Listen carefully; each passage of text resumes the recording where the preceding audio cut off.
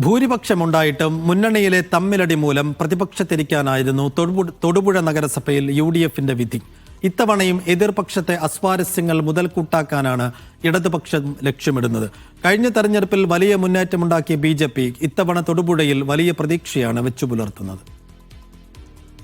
35 നഗരസഭയിൽ കഴിഞ്ഞ തവണ UDFന് 13, LDFന് 12, BJPക്ക് 8, 2 സ്വതന്ത്രർ എന്നിങ്ങനെയായിരുന്നു സീറ്റ് നില.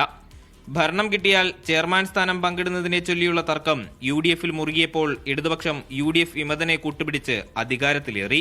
വിമതൻ സനീഷ് ജോർജിനെ നഗരസഭ അധ്യക്ഷനാക്കി. കൈക്കൂലി കേസിൽപ്പെട്ടതോടെ സനീഷ് ജോർജ് രാജിവെച്ചു. പിന്നീട് നടന്ന വടംവലിക്കൊടുവിൽ ലീഗ് പിന്തുണയിൽ LDF ഭരണം നിലനിർത്തി. ഇതോടെ UDFൽ പൊട്ടിത്തെറി. ലീഗും കോൺഗ്രസും തമ്മിലുള്ള പ്രശ്നം സംസ്ഥാന നേതൃത്വം ഇടപെട്ട് പരിഹരിച്ചെങ്കിലും UDFലെ പ്രശ്നങ്ങൾ ഇത്തവണയും തെരഞ്ഞെടുപ്പിൽ ഗുണകരമാകും എന്ന പ്രതീക്ഷയിലാണ് ഇടതുപക്ഷം. ഇടതുപക്ഷ ജനാധിപത്യ മുന്നണിക്ക് നല്ല പ്രതീക്ഷയോടെയാണ്. കഴിഞ്ഞ 16 വർഷക്കാലം ഇടതുപക്ഷ ജനാധിപത്യ മുന്നണിയാണ് തൊടുപുഴ മുനിസിപ്പാലിറ്റി ഭരിച്ചത്. അന്ന് കൈവരിച്ചിട്ടുള്ള നേട്ടങ്ങളെ തൊടുപുഴ മുനിസിപ്പാലിറ്റിയിലുള്ളൂ. പിന്നീട് വന്ന ഭരണസമിതികളെല്ലാം പദ്ധതികൾ കൊണ്ടുവന്നു എന്നതിനപ്പുറത്തോട്ട് ഒന്ന് നടപ്പിലാക്കി പൂർത്തീകരിച്ചായിട്ട് പുതിയൊരു ബൈപ്പാസ് ഒന്നുമായിട്ട് ഒരു പദ്ധതി പോലും UDFന്റെ ഭരണകാലത്ത് വന്ന ഒരു ബൈപ്പാസ് പോലും തൊടുപുഴയ്ക്ക് കാണിച്ചെടുക്കാനില്ല. തൊടുപുഴ എന്ന നേട്ടങ്ങളെല്ലാം കൈവരിച്ചത് ഇടതുപക്ഷ ജനാധിപത്യ മുന്നണിയുടെ കാലത്താണ്. വടംവലികൾക്കൊടുവിൽ ഭൂരിപക്ഷമുണ്ടായിട്ടും UDFന് അധികാരത്തിലിരിക്കാൻ കഴിഞ്ഞത് അവസാനത്തെ 6 മാസം മാത്രമാണ്. കൃത്യമായ ഒരു ഫോളോ അപ്പ് ഒരിക്കലും ഉണ്ടായിട്ടില്ല. അത് ചെയ്യണം എന്ന് അല്ലെങ്കിൽ അത് ചെയ്യിക്കാൻ തയ്യാറായ ഒരു ഭരണസമിതി ഇല്ലായിരുന്നു എന്നാണ് അതിനകത്ത് പ്രധാന ഒരു കാര്യം.